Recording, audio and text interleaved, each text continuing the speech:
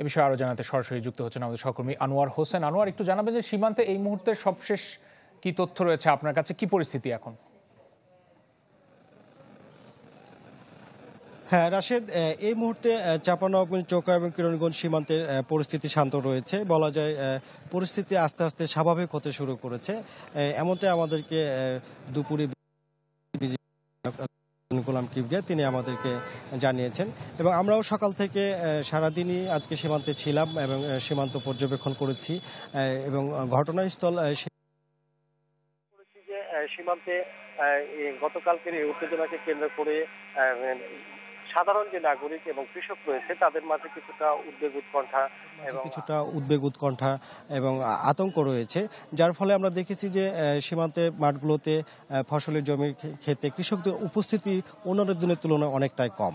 তো কৃষকদের দাবি যে বারবার সীমান্তে যখন কোনো উত্তেজনাকর পরিস্থিতির সৃষ্টি হয় তখন কিন্তু আলটিমেটলি ক্ষতিটা কৃষকদেরই হয়। বিজিবিও এমনটি আমাদেরকে জানিয়েছেন।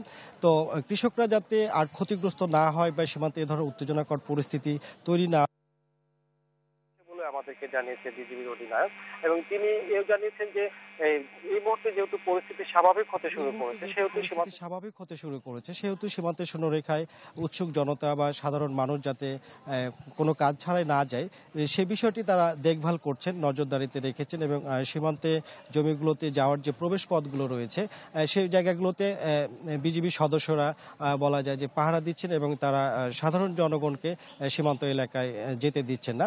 পাশাপাশি সীমান্তের